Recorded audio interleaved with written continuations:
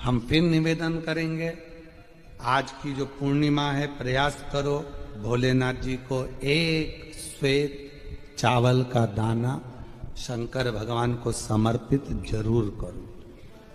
और रात्रि के समय पर जब चंद्र पूर्ण आनंद के साथ में हो, और यदि कोई शरीर में बहुत ज़्यादा कोई रोग ग्रसित हो गया है, कोई चर्म रोग हो गया है, कोई शरीर में कोई भयंकर रोग हो गया है, तो छोटी सी बेलपत्र शंकर भगवान पर चढ़ी हुई चंद्रमा की रोशनी में चंद्रमौलेश्वर महादेव का नाम लेकर औषधि के रूप में उसको चबा चबा कर खा लो चंद्रमा की रोशनी में। उससे वो औषधि का काम करेगी और तुम्हारे रोगों को समाप्त करेगी।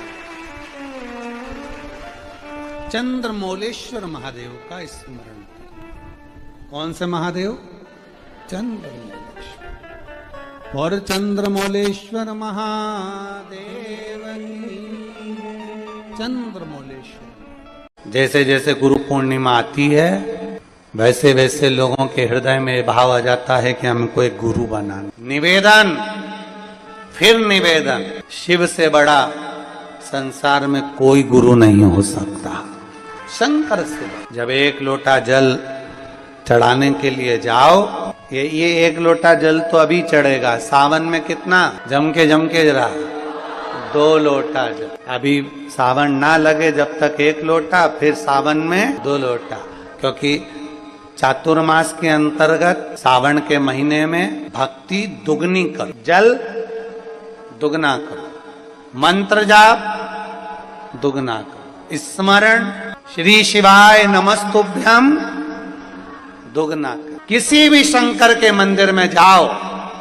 अपन तो जप रहे हैं, बीच में एक आध बार जरा जम के मंदिर में भी श्री शिवाय नमस्तुभ्यम अपन तो जप रहे हैं, साथ में 10 लोगों के कान में भी अगर मंत्र पहुंच गया तो आपका भी जीवन कल्याण और उनका भी जीवन। और कंकर शंकर की धरा पर आए हो, पवित्र भूमि कुबेरेश्वर धाम पर आए हो, तो एकांत में बैठकर कहीं अगर आप लोग जहां विश्राम करते हो वहां पर अपने बैठ गए और बाबा का मंत्र जाप जितना 108 बार तो प्रयास करा करो कि बोला करते हो ना। पक्का यहाँ आए हो ना, तो अपन को करना क्या है? भोजन के समय पर भोजन करना है, विश्राम के समय पर विश्राम करना है, और बाकी के समय पर बाबा का पूजन भजन कीर्तन और 1 लोटा जल और साथ में श्री शिवाय। केवल 1 लोटा जल का स्मरण करो और शिव भक्ति में रमे रहो। जो नहीं जान सकता भगवान की विरल भक्ति को, वो नहीं जाने, और जिसके हृदय में चित्त वृत्ति में भक्ति बैठ गई, वो समझ गया कि शंकर की भक्ति का फल क्या। पूर्णिमा के दिन चावल का एक आखा दाना जानते हो? पूरा खंडित चावल नहीं। कितना चावल? 1 दाना चावल का शंकर भगवान के शिवलिंग पर समर्पित करिए। 1 बेलपत्र जिसका डंडी का मुख अपनी ओर हो, जहां से चावल चढ़ाया है, उस चावल के ऊपर अपनी कामना कर रख दीजिए और चंद्रमौली भगवान का स्मरण करिए। कौन से भगवान? शंकर भगवान का सर्वश्रेष्ठ सुंदर नाम है चंद्रमौली। चंद्रमौली भगवान का स्मरण करिए, अपनी कामना कर बेलपत्र समर्पित कर शिव जी पर 1 लोटा पानी, 1 जल पात्र समर्पित करो, कलश से जल चढ़ा दीजिए, नैनों में वो जल लगाकर अपनी कामना कर वापिस घर को आइए। जो कामना करी है मेरा चंद्रमौली भोलेनाथ उसे पूर्ण कर ही दे। पीपल का 1 पत्ता, उस पत्ते पर थोड़ा सा चावल, थोड़ा सा चावल,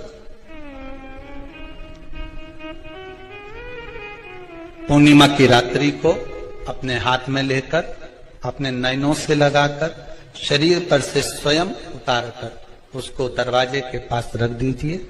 पूर्णिमा की रात्रि को पूर्ण होने पर उस चावल को दूसरे दिन सूंघ कर बहते हुए पानी में डाल दीजिए। महाराज कितने भी रोग से ग्रसित हो गए, पीपल का 1 पत्ता 52,000 ब्राह्मण की साक्षी कराता है। महाराज बहुत ध्यान देना, पीपल के वृक्ष में स्वयं नारायण का मेरे कृष्ण का वास है। स्वयं भगवान गीता के अंतर्गत कहते हैं कि मैं क्यों करा जाता है पूर्णिमा का व्रत? पूर्णिमा का व्रत करने का कारण क्या है बताइए? आप इतने सालों से कर रही हो, कई माताएं कर रही होंगी पूर्णिमा का व्रत। एक समय फलाहार करती हैं, एक समय भोजन करती हैं। भोजन में खीर का होना जरूरी होता है पूर्णिमा के व्रत में। दूध की सामग्री होना जरूरी होती है पूर्णिमा के व्रत में। 12 महीने की पूर्णिमा करो, मना नहीं है। और पूर्णिमा उठाने का भी समय होता है।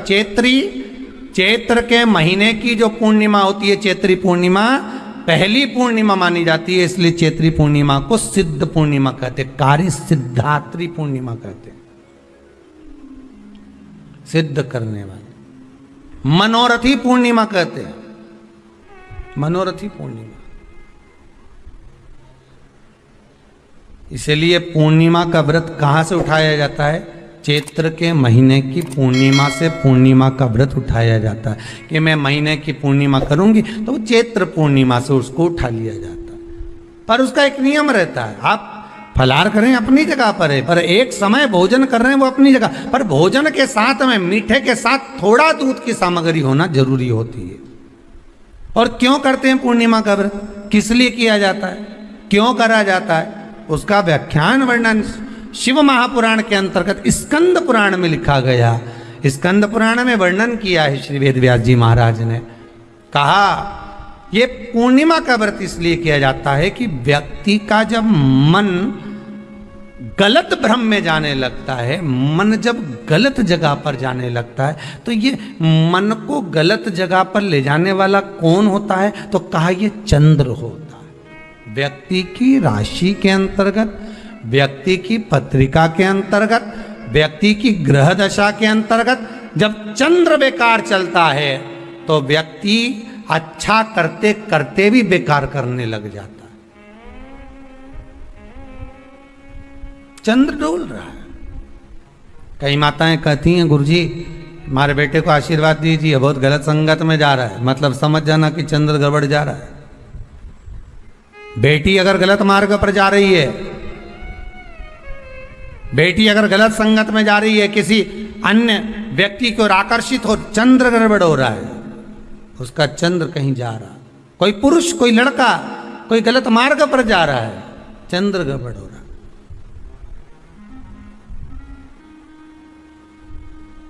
घर में जो क्लेश उत्पन्न होता है, घर में जो विवाद उत्पन्न होता है, उस विवाद को रोकने के लिए केवल चंद्र की ही, इसलिए तो पूर्णिमा घर की नारियां हमारे यहाँ हिंदू धर्म में यहाँ तक स्कंद पुराण में कह दिया कि प्रत्येक पुण्य। आप लोग कभी आप लोगों ने सत्यनारायण जी की कथा करवाई है? जितने लोग आस्था चैनल पर कथा सुन रहे हैं, जितने लोग फेसबुक यूट्यूब पर कथा सुन रहे हैं, यूट्यूब पर कथा का श्रवण कर रहे हैं, उनने कभी सत्यनारायण की कथा करवाई होगी। तो उसमें लिखा है हर कार्तिक, हर पूर्णिमा को, हर संक्रांति को ब्राह्मण सत्यनारायण भगवान की कथा या राजा या वैश्य कथा को कराता था, या बढ़िया कथा कराता। सुनी कि नहीं सुनी ये बात? सत्यनारायण भगवान की कथा में लिखा है, स्कंद पुराण के अंतर्गत जो सत्यनारायण भगवान की कथा का स्मरण किया उसमें लिखा है प्रत्येक संक्रांति पूर्णिमा को सत्यनारायण की कथा करवाने लगा और ये योनि को प्राप्त हुआ। इस योनि से छूटा, इस योनि में गया। लिखा है, सब कुछ लिखा है। अब उत्ते से समझ जाओ कि पूर्णिमा को सत्यनारायण की कथा करने का बोला है। तो पूर्णिमा को सत्यनारायण की कथा का क्यों बोला? वैसे तो रोज कराओ सत्यनारायण जी की कथा, प्रतिदिन कराओ, मना नहीं है। आप क्या कोई विशेष फंक्शन है आप सत्यनारायण जी की कथा करवा, पर पूर्णिमा संक्रांति को, और संक्रांति को पूर्णिमा को सत्यनारायण की कथा का स्मरण क्यों करवाया गया? क्योंकि पूर्णिमा के दिन अगर ये भगवान का व्रत रख लेगी, पूर्णिमा के दिन अगर ये खीर का प्रसाद बना लेगी, थोड़ा सा दूध की कोई सामग्री बना लेगी और भगवान को भोग लगा देगी, भले सत्यनारायण भगवान के भाव से बना है, भले सत्यनारायण जी के निमित्तार्थ बना, पर अगर इसने सत्यनारायण भगवान के निमित्त से बना, पर पूर्णिमा के दिन अगर ये व्रत रखेगी, उपवास रखेगी या कोई सामग्री बनाकर भगवान की पूजन कर लेगी, तो इसके घर में जो अशांति है वो शांति में बदल जाएगी। इसलिए कई घरों में आज भी सत्यनारायण भगवान की पूजन हर पूर्णिमा को करती है। माता किताब लेके बैठ जाती है, तुरंत तुरंत उन्हें आप ही जाना, कहीं काम पे जाना, और तुरंत तुरंत उसने तुरंत जल्दी जल्दी कलश रखा, कलश नहीं भी रखे तो भगवान की पूजन कर को रखे, ब्राह्मण देवता को बुला लेगी, ब्राह्मण नहीं आएंगे तो खुद कर लेगी, पर करती जरूर है। इतना सा आटा सेक लेगी, पंजेरी बनाई, सीरा बनाई, मिठाई रख दो, कुछ भी करेगी, पर सत्यनारायण की कथा कर ले, उसका मन लग गया उसमें। मतलब पूर्णिमा को करना है, उसको करने से क्या होता है, शांति रहती, शीतलता रहती। जिसके घर में हर महीने की पूर्णिमा को खीर बनती हो, ध्यान दीजिएगा, बहुत सुंदर संवाद चल रहा है, बहुत ध्यान देने वाली बात है। प्रत्येक महीने की पूर्णिमा को जिसके घर में दूध की सामग्री बनती हो, दूध की सामग्री तैयार होती हो, खीर प्रसाद तैयार होता हो, उसके घर में कभी क्लेश नहीं हो सकता। चाहे सास बहू एक दूसरे के सामने वो कहे ना, वो सांप और नेवले की लड़ाई क्यों ना, फिर भी शांति हो जाती है। पर प्रत्येक महीने की पूर्णिमा होना चाहिए। ये नहीं कि तुमने एक महीने की पूर्णिमा पे बना लिया और दूसरे महीने की पूर्णिमा को गायब कर दिया। फिर किसी ने कह दिया आज चूरमा तो बन रहा है, दाल बाटी तो बन रही है चूरमे के साथ में, लड्डू बन रहे हैं, तो काय को खीर बना रही हो, तो तुमने अब वो खीर प्रसाद। पूर्णिमा है के दिन बेलपत्री, और उस बेलपत्री में एक चंदन की बिंदी और एक अक्षत का दाना मात्र रखकर भी अगर शिवालय पर चढ़ा दी जाती है, देवादिदेव महादेव को समर्पित करते हैं, अपनी कामना कर कर समर्पित करते हैं, तो निश्चितता है कि शंकर भगवान उसका फल शीघ्र प्रदान कर देते हैं। भले आपने कुछ करा ना करा, उसका लक्ष्मी। पूर्णिमा के कितने व्रत होते हैं, बोलते जाओ जरा, जल्दी जल्दी बोलो। पूर्णिमा के नारियों को, स्त्रियों को अखंड सौभाग्य के लिए, जो नारी वैधव्य नहीं होना चाहती है, उस नारी को पूर्णिमा के कितने व्रत करना चाहिए। जिस नारी के यहाँ संतान नहीं हो, औलाद नहीं हो, उसको पूर्णिमा के कितने व्रत करना चाहिए। जिस नारी का पुत्र, पति बहुत बीमारी से ग्रसित हो, लग रहा हो कि ये मेरा बेटा बहुत बड़ी बीमारी में घिरा हुआ है, तो नारी को कितने व्रत करना चाहिए। स्वयं भगवान कृष्ण ने माता यशोदा को द्वापर में भी बताया है कि पूर्णिमा के 32 व्रत होते हैं कि नारी वैधव्य होकर ना मरे, उसका पति कोई रोग से ग्रसित ना हो, उसका पुत्र किसी रोग में ना पड़े। अरे भाई कितना सुंदर संवाद लिखा है, अगर किसी माता का पुत्र मान लो किसी नशे में डूबा हुआ है, कोई नशा कर रहा है और गलत नशा है, आपको लग रहा है कि ये नशे में डूबा हुआ है, आपको लग रहा है कि ये गलत जगह पर डूब गया है, आपको लग रहा है कि मदिरापान में, मांसाहार में या अधिक अधिक गांजा आदि का जो भी नशे होते हैं, जितने भी नशे, उसमें डूब चुका है, और माँ उसको समझा रही है तू नशे में मत डूब, तू इस काम को मत कर, तू ये गलत कर्म मत कर। माँ उसको समझा कर हार गई। तो मेरा माताओं से निवेदन है, आप उसको समझाना बंद कर दो, एक काम करना प्रारंभ कर दीजिए। हमें जो शिव महापुराण के माध्यम से शास्त्र कह रहा है कि आप 32 पूर्णिमा के व्रत प्रारंभ कर दो। उसमें करना क्या है आपको, केवल जिस दिन व्रत रहे, रात्रि के समय पर कोई भी मीठा, कुछ भी सामग्री आप चंद्र की रोशनी में, चंद्र को अर्घ देने के बाद, पूजन करने के बाद उसको रखो, और वही सामग्री जो नशा कर रहा है उसको पूर्णिमा के दूसरे दिन उसको खिलाओ। आप धीरे धीरे खिलाना चालू करेंगे, जिस नशे में वो डूबा हुआ उस नशे से वो छूटना प्रारंभ हो जाएगा। 2 पूर्णिमा व्रत करके तो देखो, तीसरे में तुम्हें जरूरत ही नहीं पड़े। धीरे धीरे आप रुक, वो छूटना प्रारंभ हो जाएगा। मान लो किसी नारी का पुत्र या पति रोग से ग्रसित हो,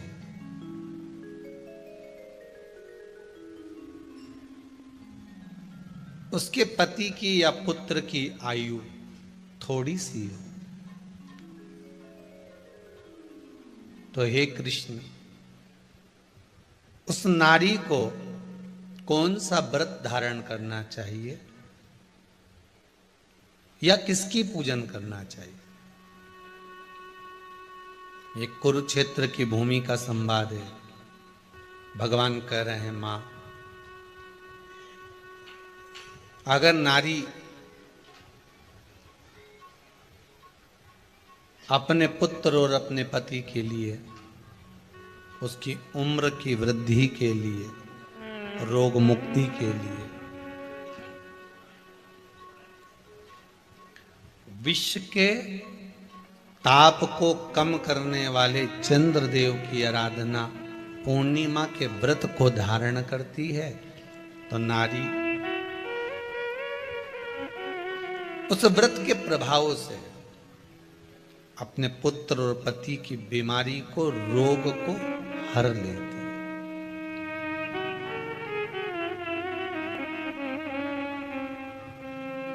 रोग का हरण कर लेती।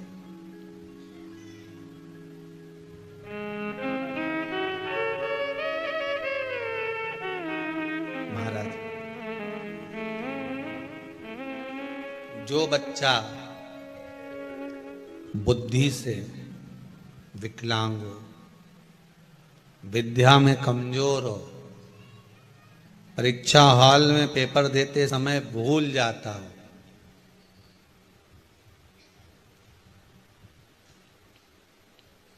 विवेक काम ना करता हो,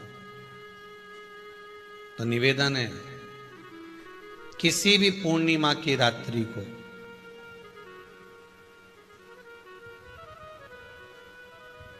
बारह बजे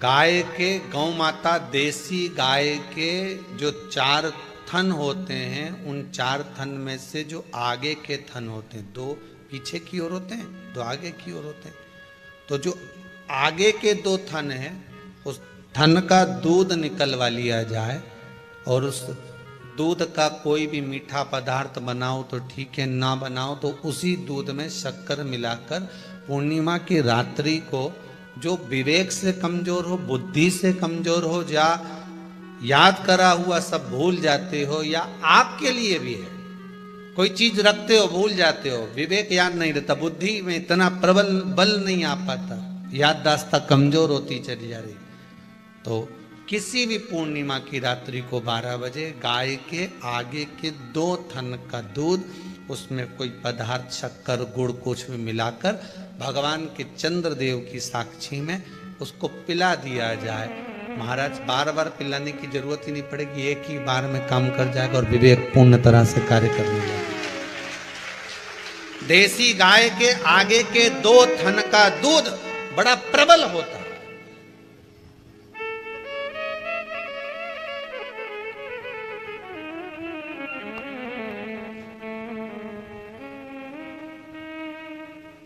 पूर्णिमा की रात्रि को 12 बजे उसका प्रयोग किया जाए। आप उस दूध को निकाल लो शाम के समय, रात्रि के समय ग्वाले से कहकर, जिसके यहाँ पर देसी गाय हो वहां निकलवा कर उसको रखा जाए, उसका पान करा जाए। महाराज, रोग बीमारी में प्रबलता है, तो मां यशोदा जी जग कल्याण के लिए पूछ रही है, संपूर्ण विश्व के कल्याण के लिए।